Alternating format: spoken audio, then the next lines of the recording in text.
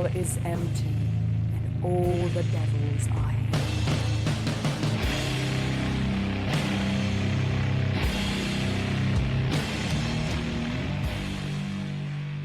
Welcome to another episode of The Devil's Library, a podcast where atheistic Satanists talk about books and reading. We have our usual three people here, so we have Lygeia. Hail Satan. And Pike. Hail Satan. And hail Satan from me too. And I'm delighted to say we're joined by a guest, friends of all of us, Lithos. Hail Satan indeed. Lithos and Lygeia do a separate podcast called Gospod. Would you like to tell us a little bit about the latest episode and the sort of things that you talk about on Gospod? Yes, we generally talk about matters satanic related to Satanism, but we have of late been stuck on the horror movie theme, so we've decided to go back to something more substantive, and that is the new Online Safety Act coming into, which has come into effect here, and what the result will be, sort of talk about that, and then maybe a bit about the rise of the fash. So that will be coming up in a few weeks. We will be recording it soon, and then it will be out when we don't have a schedule, when I've actually done the edit. Okay, so the book that we did this year, fucking hell, right, let me try that again. The book that we read most recently was Sundial by Catriona Ward, which is a kind of psychological horror. The basic premise of the book is that a mum is having a difficult time with their kids and takes one of them on holiday. That's right, isn't it? She took her on holiday? Not all of them. Special holidays. Special. Not all of them. Yeah, not all of them. Not all of them. The wrong one, as it turns out. Yeah, very much. So, what were our overall impressions of the book as a whole? This was my first read by this author. I know there is another book that usually people read first. What is it called? Last House on Needless Street. Yes. I just ordered it today because, I can't follow the normal timeline, so I'm gonna read that next. But I have heard and read people comparing these two, so I'm really interested to see. I can tell, if this is her usual writing style, it's really interesting. It was interesting to me, because I can't imagine how difficult that is to keep everything in order in your head and make the book so twisty and turny time-wise. I was like, how did she put it together that it actually made sort of sense? The timeline was going past and present. Wow. Yeah. I will not spoil anything yet. Okay. Well, do we hope that listeners will have read this? Well, they might. I guess some people will have. At the end of the last one, we said to people they could read along, didn't we? Yeah. So we will spoil it. I'm sure you can't. Yeah. How do we? But maybe not in the first sentence. I didn't want to say everything about it. Immediately. But, I really liked it. I thought the plot, it was very fast paced. It was fun to read. The way she writes abuse within a relationship is very strong. I thought that was the strongest part of the book. I didn't like everything about it, but we can get into the nitty-gritty later. First of all, I'd like to say that thanks for letting me on the podcast, for inviting me. It has actually got me reading again. I used to be an avid reader, but I, for various reasons, kind of started using tablets and devices. So it's good to actually get back into it. And this really drew me in. And I was absolutely, by the end of it, I was kind of reading 80 pages at a time. And the genius of the author here is, what I found was the different voices, the different characters, and the different styles in which they are written including the whole Arrowwood thing, which is written as shonky fanfic, kind of like it's really badly written. Yeah. And deliberately. And then, you get Callie's voice, which is kind of the voice of a confused and angry teenager. And then, so it is actually quite good the way, not just quite good, really, really well done the way she switches voices from one character to the other. And I do agree with Ligeia. It's actually quite hard as a reader to keep track of, what's going on.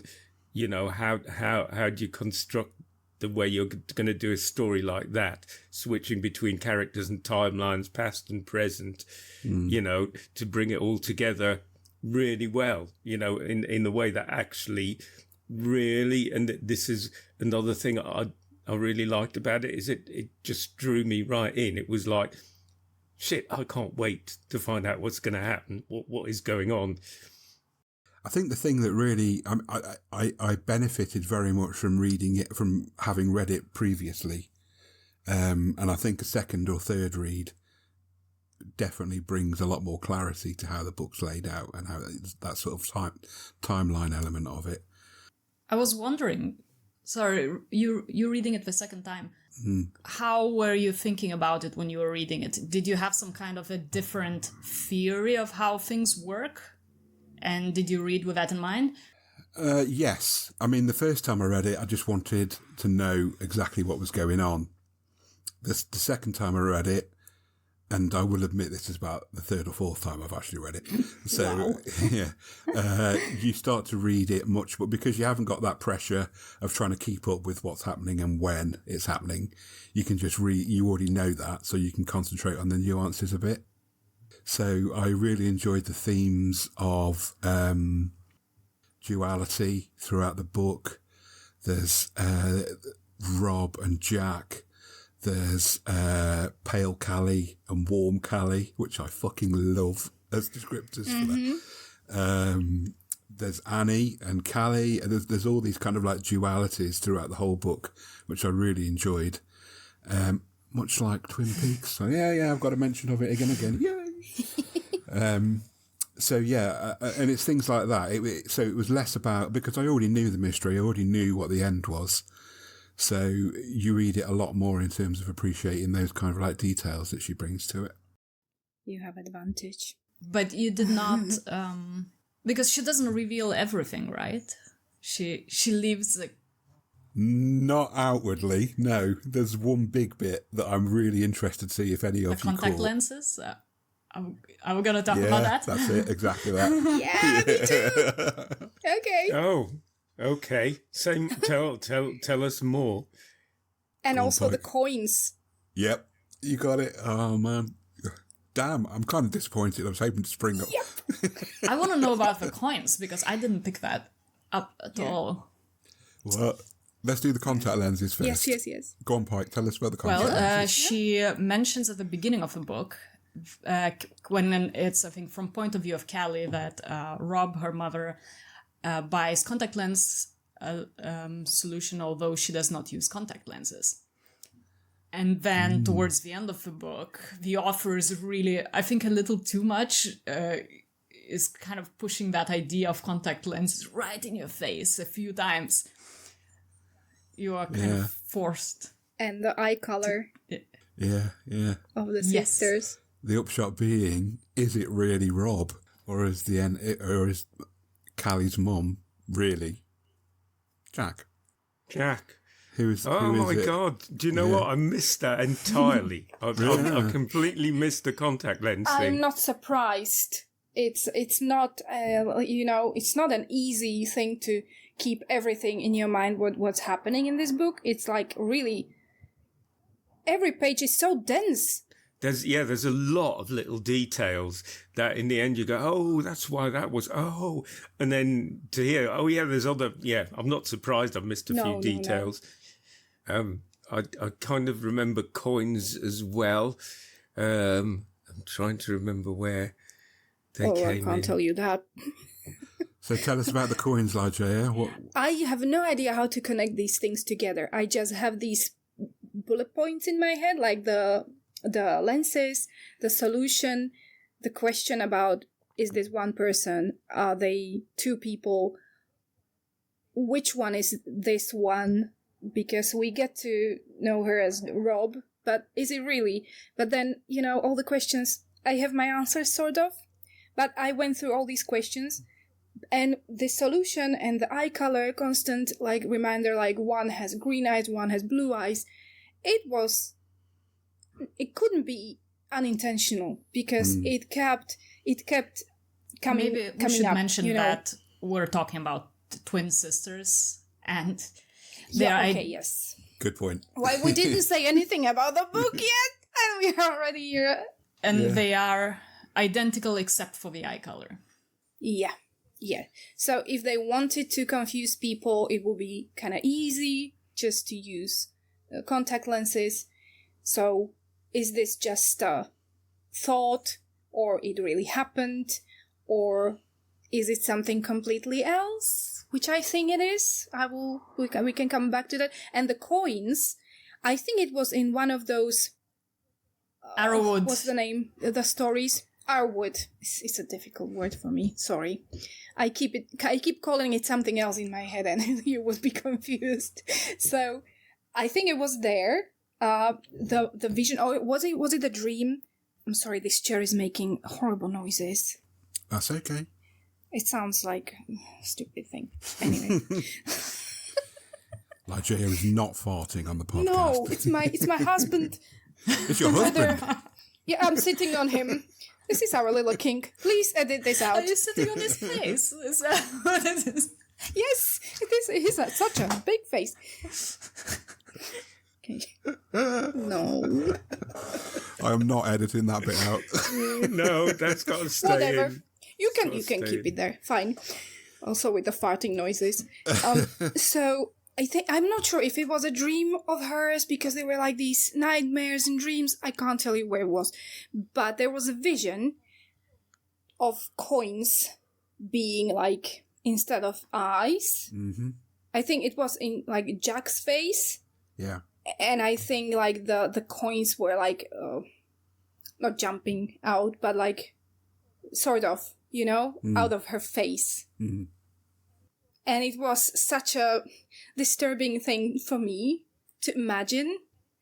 And it was, I could feel this is about her face, her eyes, the eyes, constantly about the eyes. Yeah. So maybe there is a connection.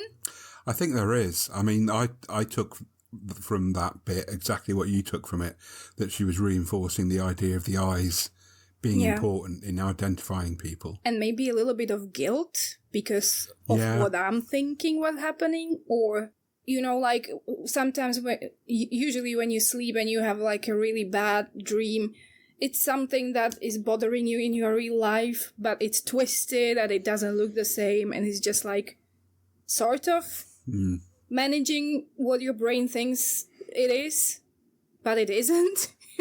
I think that idea of guilt is quite important because the book is, to me, the major theme of the book is kind of abuse and also the ambivalence, the kind of ambivalent that, not every parent is a kind of perfect parent.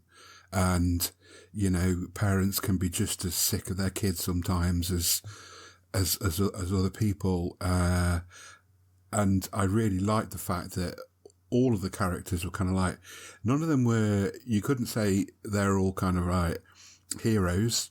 They weren't clear-cut good guys and they weren't clear-cut bad guys. Well, there was one clear-cut bad guy. Yes, the husband Fuck was you, definitely Irving. a bad guy. Oh, yeah. Irving, you absolute bellend. That's right. But it was they were all fucked up through circumstances, But that's another interesting thing. Were they... I mean, you can see why Rob and Jack would be fucked up because of the way they were kind of found and taken back to Their Sundial. beginnings. Yeah. But Mia and Falcon were not good people.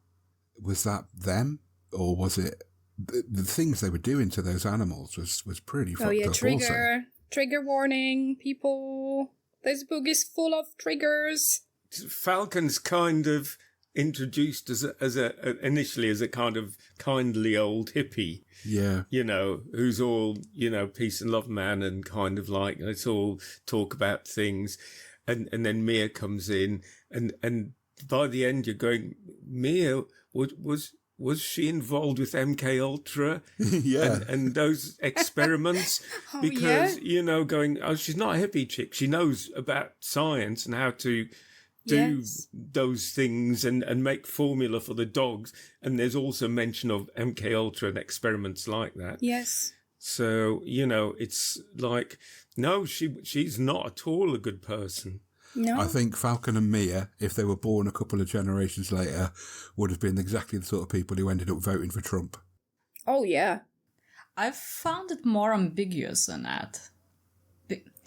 So I think it all sort of rests on whether you believe their story on the way they picked the children up.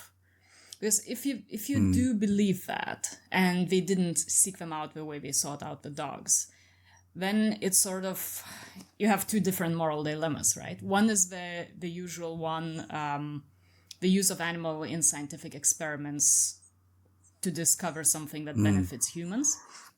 And then the other one is, what do you do with a bad child? And, it made me think of, I don't know if any of you have read We Need to Talk About Kevin. It was a book that had a bad child who ends up, in the end, murdering most of his family. And his mother grapples with that idea. So I kind of... if you believe their story, the question is, for you then, what would you have done? Yeah. I mean, this idea of kind of like parenthood as also a morally grey area. Like you say, we need to talk about Kevin explored it. It was explored in the movie The Babadook as well. So, yeah, and I did very much like that. I very much like the fact...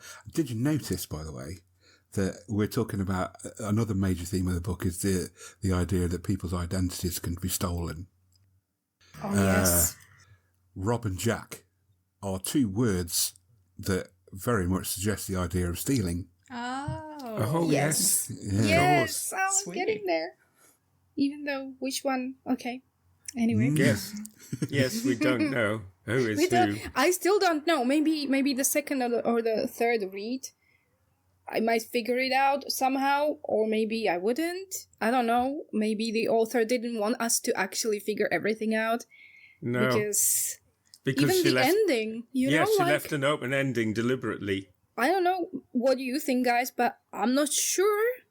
I'm not sure what happened at the last 2 pages. I thought I know what's happening, and now the more I'm thinking, I actually went back today, like the last 2 pages, and I'm not sure. I'm not even sure who is there anymore. You know what I mean? Well, we're kind of like presented with the idea that, we start off that Warm Callie is not necessarily the greatest child in the world. We were told so. Yes, and then by We the end, believe that. by the end, that idea is totally turned on its head, and possibly it's Annie who's not the greatest child in the world. But is it turned on its head entirely? Let's not forget Exactly. that I'm thinking about Callie, by her own description, holding a knife to her sister's tongue. Well, yeah, I mean, these are not kind of... This is what I was saying earlier about, none of them are kind of like clean-cut good guys or bad guys. They're all kind of a bit fucked up in one way or another. I thought that the bad person was Rob.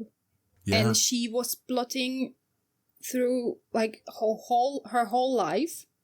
She was cheating and stealing and planning bad things for everybody around her. Mm-hmm. And she got very clever around it.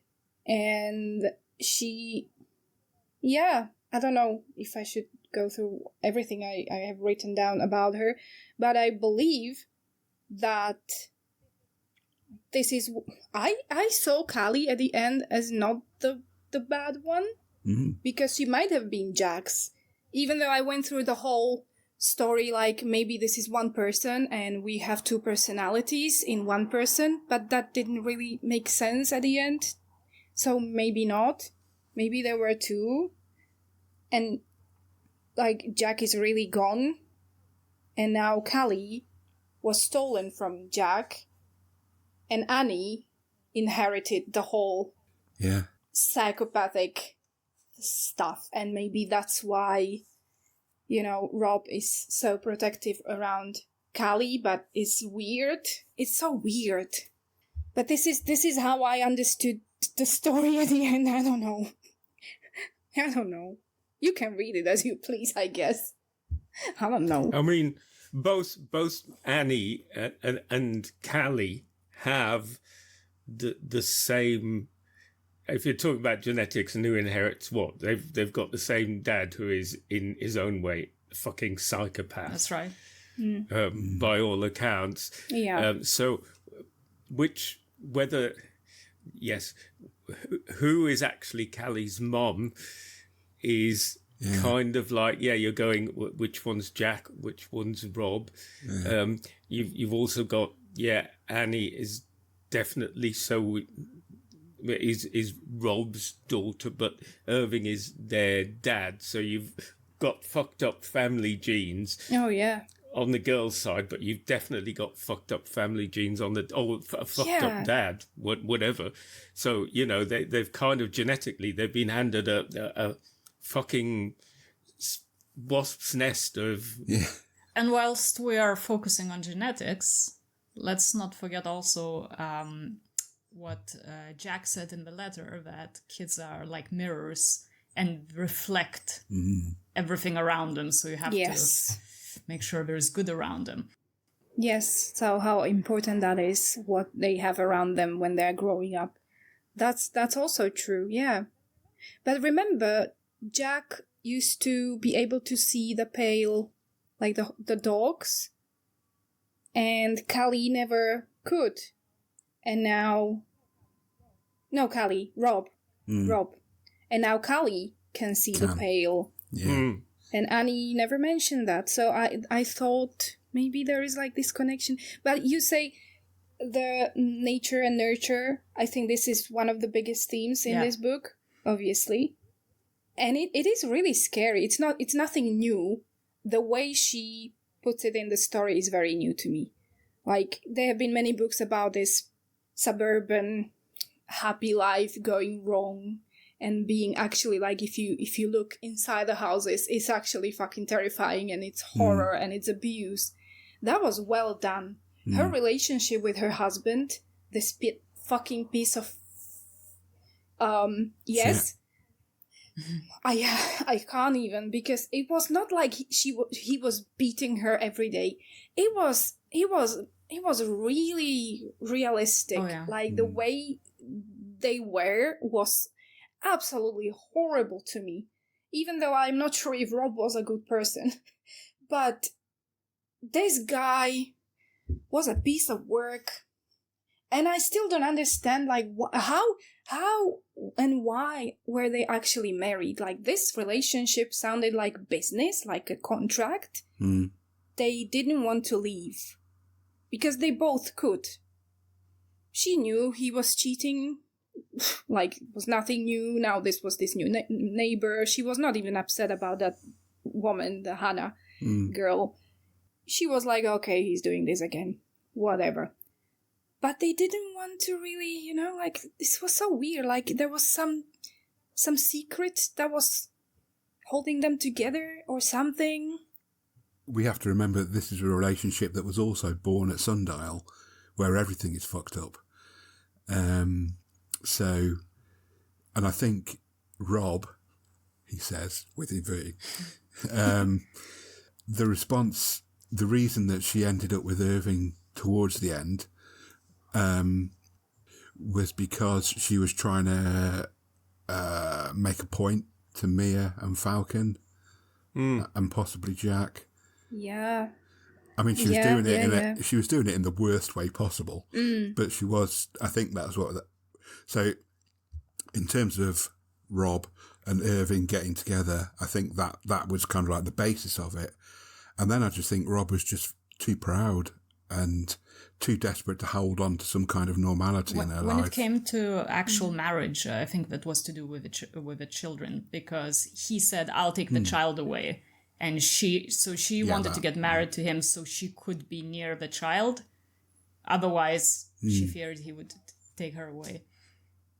And for him, she sold the idea of being at home and looking after the child so he can pursue his career and his affairs and whatever else. He could just be doing what he wanted to be doing. What was what monkey? What was it? So funny. Mad monkeys? That was so funny. You know what I'm talking about? The monkey business. I can't remember. What were the children calling it? No. I don't. When the children knew that dad was having, sex with somebody that was not a mom, they knew, obviously. Making the bad monkey with a lady. Yes. I thought that was adorable. Yes, I could see it because it was nothing like I want to think about like what's happening. No, because it was actually this ugly fuck. He was fucking ugly and everything was ugly and blah. So that was helping me to hate him. Yes. You know, I mean, when you think about Irving, he started out as an apprentice or student or whatever. Yeah. At Sundial. Yeah. And he was already sniffing around at two teenage girls who were quite a bit younger than him. Yeah. And then he tried to escape with Jack, and then that was stopped. And then he got together with Rob, and then she takes him back to Sundial, and then he shags Jack while he's there, when she's gone to bed. And then he's got them both. He's got Jack pregnant and he's got Rob pregnant. But did he? Well, I don't think Rob was pregnant at the same time. I don't think so. She kind of like that her miscarriage was an invention kind of thing. Yeah, I think she just wanted everything that Jack had, and the whole like, why would she bring this guy home if her sister was dating him before? Like, obviously it's gonna be hurtful and painful and just weird. I absolutely hated that move. Like, who would do? Would you do that? I don't know. Yeah.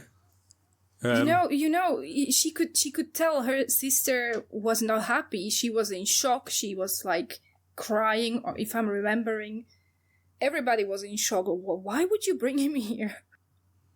Well, there is that, but then there's the whole thing of like once Jack's pregnant, that Irving disappears for it. He just doesn't figure in any of it until the whole family gets mauled by number 23. I can't remember. The dog. And then he suddenly turns up to come and get Jack, and there's like, hang on a minute. So what's going on here? That's a bit fortuitous. So, you know, there's all kinds of things. Yes, I'm sure reading it again, I would go, okay, that makes more sense. I would need to put like a separate paper for each person and just make notes, because like I know I had more points to this and I can't really find them. If you ever do it, I want to hear your conclusions, because I want a satisfactory unifying theory of this, or I'm going to feel a little pissed at the offer.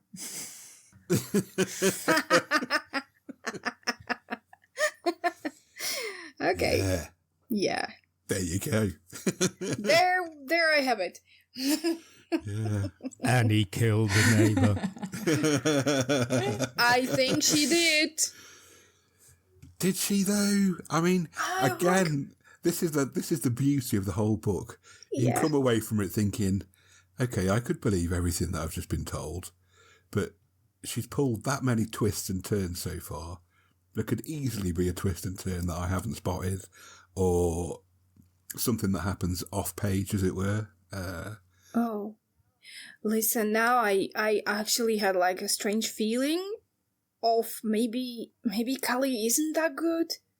What if she killed everybody and then, oh my god, what if she killed that lady? And now, because she was pulling her mom like, we need to go home for Annie. Annie is going to do this. That's also, is it possible? You know what I mean, guys? Well, for Annie to do it?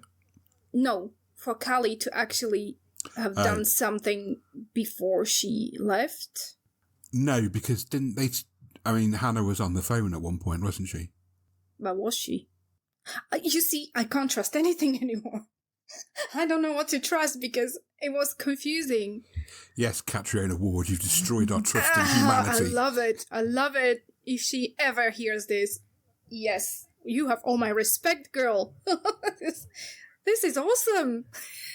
Yeah, I mean, in terms of actual story construction, ideas, and also prose style, I mean, she is a formidable author. I've got to say, one of the best I've read so far, quite honestly, and so well written, so cleverly put together. I mean, absolute kudos to a master stroke of absolutely putting together a story convincingly and engagingly, and you know, without sort of going, a lot of stuff with twists and turns. You know, there's a downside where you go, well, that's not particularly well written. Yeah, and Not there's gonna so mention- many books with twists and turns, and now and then you know, you get all this. Harlan Coben. I don't know, Christ. but I read it. The ending is so underwhelming that you want to just burn the book. Like, really? That's it. It didn't That's happen it. here.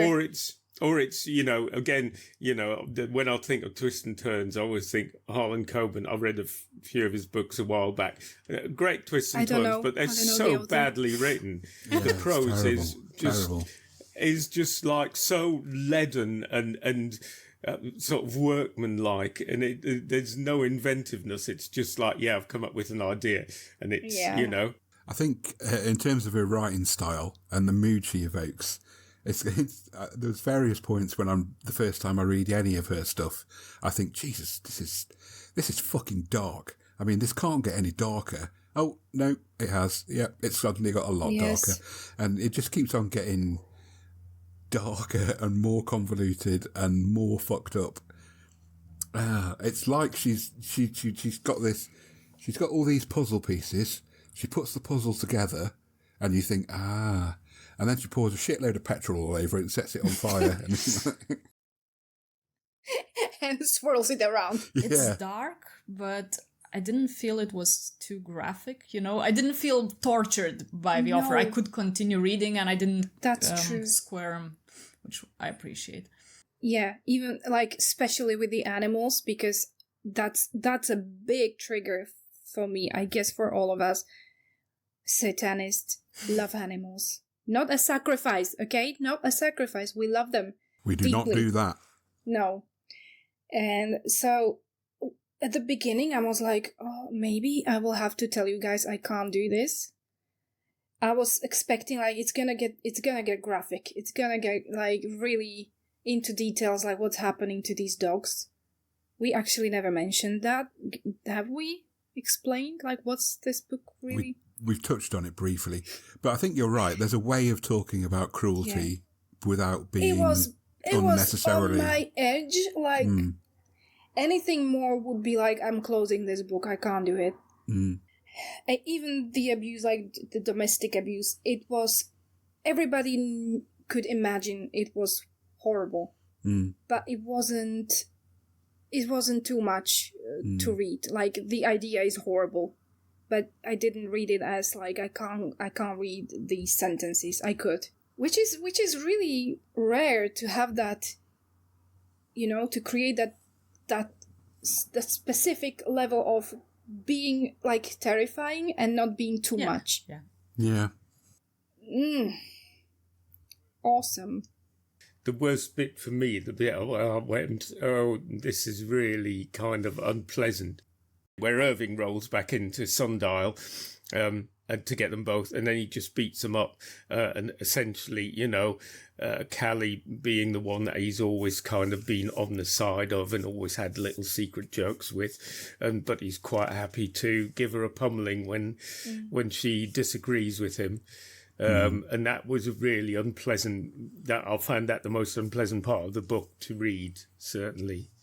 Yeah, I think Irving is we can all agree that Irving is just a piece of shit, basically. Yeah. There's one definite where there's no doubt. I found that, for me, the hardest part to read was, weirdly, where Irving and Rob go to a French restaurant, and he corrects the menu and upsets the guy fucking dick. who owns the restaurant. I cringed a lot in that scene. Oh, me too. I forgot about that scene. That was so... Oh, you are right. Cringe. Bad. Like, you can tell this is... You can't repair this guy. This is deep. You are fucked. Like, your molecules are fucked. You are fucked. I mean, I will admit that I have at times gone to French, inverted commas, or Italian restaurants and sniggered at the menu and the spelling. I haven't, however, gone to the owner.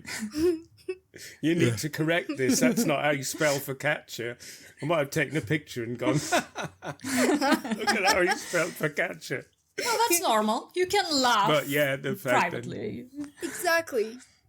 Also, it's normal to be annoyed inside, like, oh, I wish they did it properly. Like, the grammar is really annoying me here. But who would do this? Like, yeah, there's a difference between having a bit of a laugh and being such a pedantic prick that, you have to kind of like validate your own kind of like putting massive in their intelligence by, Like, correcting somebody publicly. Yeah, that scene in particular just seemed to me to be the key to his whole character. Yes, that's exactly was that who the he one was. story that explains person for him?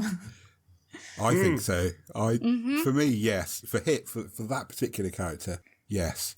It just everything about it spoke of a pedantic little man who could only exercise his power by belittling other people, and that was just like Irving. I guess it's worth saying that what made it really bad in the moment wasn't just that he corrected the menu, it was he did that some 30 minutes after the owner, or an hour after the owner came up to them and told them how he took this trip to France and how important it was to him and how it inspired him to open this French restaurant. yes. Yeah. God, Irving. Yeah, absolutely. Didn't stop him. Standard tactic of finding out what's dearest to you and then belittling it. Yeah.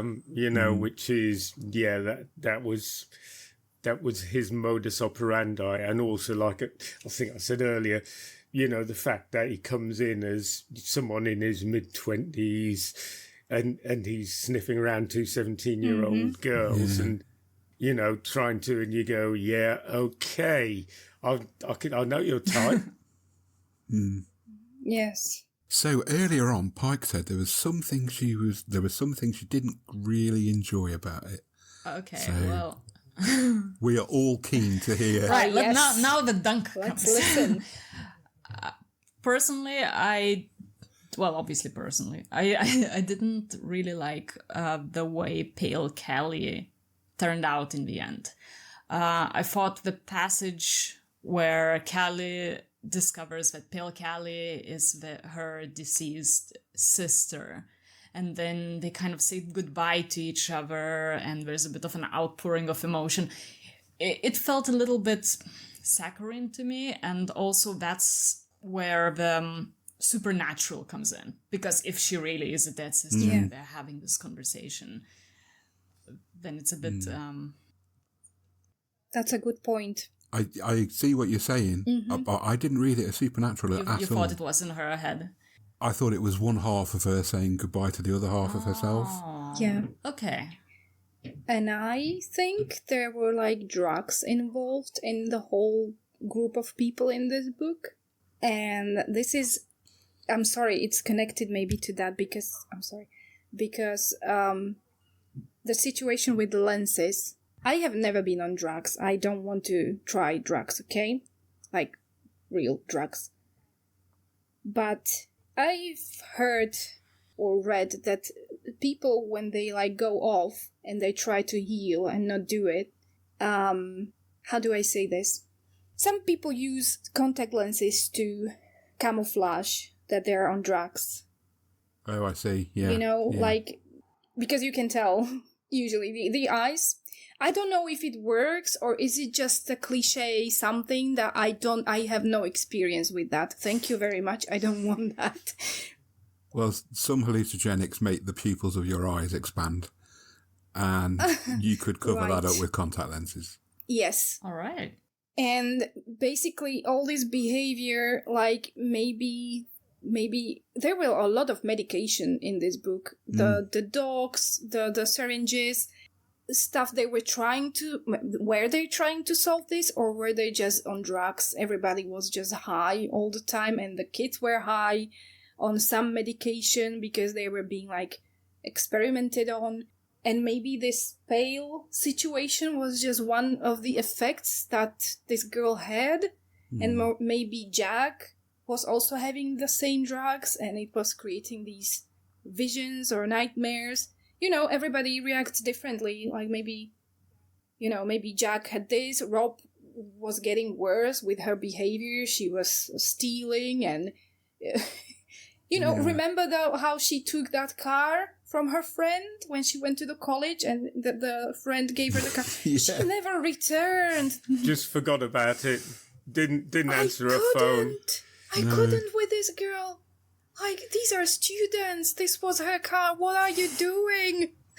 Yeah. Please, I couldn't. I had to put it down for a while. I'm like, no, I can't do this. Yeah, I had the same thing in that bit because I kept thinking, I was reading it and kept thinking, what about the car? We're going to take her car back. The car back. That is still upsetting me to now. But I think it's just another example of how everybody in this book is morally grey, and they don't do the right I think thing. everyone in this conversation is morally grey, because you have people being ripped up by dogs being experimented on, and you're all worried about the car. Yes, yes, true. this is exactly the truth. Now you know me. No, but we mentioned the animal abuse. That was awful, and I don't even want to start because that is just absolutely that's the end of everything. If you take little creatures or even big creatures that are absolutely innocent, and they can't tell you no, and you just do stuff with their psyche, with their brain, with their bodies, like that's the end of everything. There's there's that aspect of it, but there's also the aspect of it. It clearly wasn't fucking working. No, And they kept doing it, and they just kept doing it and doing it and doing it. It's like, it was fucking stop. sadistic. It was complete sadism. It's also interesting that, speaking about drugs specifically and all the characters in the book, no one's mentioned Pavel yet. She's Oh, Pavel. yeah. Pavel. But he was also like, I have no idea why he was even there, actually. I think he was there for the What? big reveal at the end. I think that was his sole purpose. About his family. Yeah, I think that was the only Yeah. reason he was there. With this one, I was expecting a big, ugly Yeah, I kind of was story as well. Yeah. behind him. He was there because he was... Yeah. It was kind of made obvious. Not only was he supplying them with drugs, but also his constant breaking down in tears. You know, obviously something terrible had happened. Yeah. Yes. It was just like, it was an interesting character, sort of in the story. But the fact that we haven't mentioned him so far is like he's a forgettable character. He didn't, in that he was not that important to the story itself. It is, like I said, just like there for the big reveal about what has he done. This might be unfair. I don't know. Is it fair to say that and I'm not, this is not a criticism by anything, and there is definitely, I think, a reason for it, but is it fair to say that the male characters are a lot more forgettable and a lot more one-dimensional than the female characters in this book? Absolutely. 100% yes. But that is understandable. And I think by design. I didn't think Irving was forgettable. I thought he's one-dimensional in the sense one-dimensional, that he's all evil, but it's very well-written evil. Yes, I don't mean one-dimensional or forgettable in the sense that they don't have an important role to play and they don't do terrible things. More in the sense that they're kind of like evil almost reaches a sort of like cartoonish level of evil. Whereas... monkey. Like that, yeah. Whereas the sort of...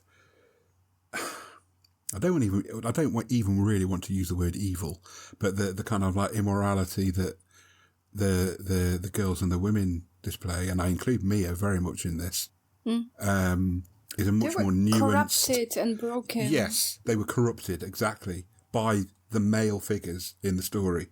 By them? You think by them? I do, to a Only? large degree, yeah.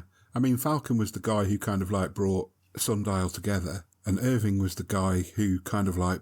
I don't know how to phrase it.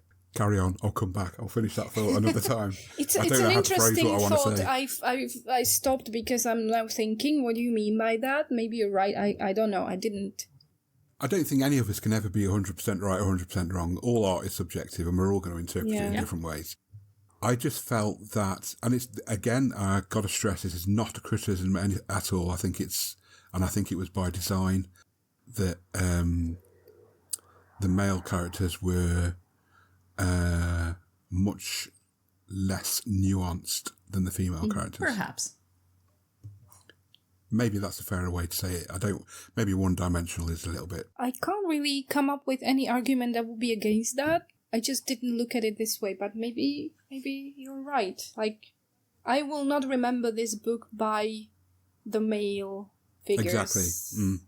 Except Irving, which I will keep in my head for other occasions. Yeah. But even Irving is kind of like, you know, he's Michael Myers. He's you know, he's Jason Voorhees. He's kind of like the big bad sort of thing. Do you know what I mean? Whereas the bad things that the female characters do are for good reason. We know those reasons because we're inside their head a lot of the time. Yeah. Mm-hmm. And they go through a lot of stuff. You know, we can see these Abuse. girls growing up. Rob and Jack, they go from little girls through teenage years, then like young adults, and now Rob is in her 30s, I think. So we get to know her on a much deeper level, and her sister and the kids, and you know they're probably pregnant, then they give birth. So it's like a lot of huge things happening, which with Irving was just, oh, do I have time to fuck Hannah? Okay, I do. I was like, basically that was his story. There is a question I wanted to throw out to all of you. Had the 23, the dog, had she not killed the puppies? Because when they go back to the and see the dogs, and they say, oh, there are 9 other dogs, I was sort of hoping we would find the puppies alive. So had 23 not killed the puppies and only the people who harmed her, would that still make her a bad dog? The dogs were okay in my mind. They were made to be bad or reactive in a way. With the freaking controller. Who wouldn't? I would be biting everybody if somebody had a controller pulling me wherever. I would be fucking biting their heads off. I think it's a good example of nature versus nurture. I mean, a lot of the human characters were bad by kind of like the way they were, the female characters in particular, because of the way they were brought up, the way they were raised, the kind of abuse they were subjected to. Yeah, hurt. Whereas the dogs were made deliberately that way. You know, and you can't even say, oh, well, they weren't trying to make them into savage killers. But like I said earlier, come on, they fucked up enough times, you know, and they kept doing it. They must have known what was going to end up happening to these dogs on an individual level. But yeah, I think I want to believe that the puppies were not. Oh, they're not dead. killed like they're that. dead. They're so dead. What about the pale dogs? Are they these puppies? I think they went into the distance with Pale Callie. No. Maybe in another dimension, Pale Callie is looking after all the pale dogs. And the pale cow, don't forget the pale cow. Oh, Yeah. oh no. Yeah, Yeah, no. yeah. Oh, that was awful as well. That was Such that a was horrible. sweet cow. I had to look up how much a cow's femur weighs, because when Rob is hitting Irving over the head with it, I thought surely that can't do a lot of damage. But I looked it up. It's 2 to 3 kilos. It's a big bone. Wow. Oh, that's a freaking good point. I think at this point we have to commend Pike's dedication to podcast Yes. recording by looking up the weight of a cow's femur. I am going to give you a few points in my little table that doesn't exist. But anyway. Yay. What did we think of the character of Mia? What did we all think of Mia? I think terrible. As I said earlier, she was involved with some secret government experiment somewhere. There was the mention of MK Ultra or something similar, At the end of the she book. also and she also knew way too much about the kind of like psychotropic drugs that altered DNA, the snip scissors kind of thing, clips they were called or something, weren't they? And then inserting electrodes and using dental paste to fix them into dogs' brains. You know, it's like you don't just pick that up on a commune somewhere where you're sort of like in a drum circle with Falcon. You know, it's like you were part of some serious shitting experiments in the military. That's my suspicion. Yeah, very self-centered, as her name suggests.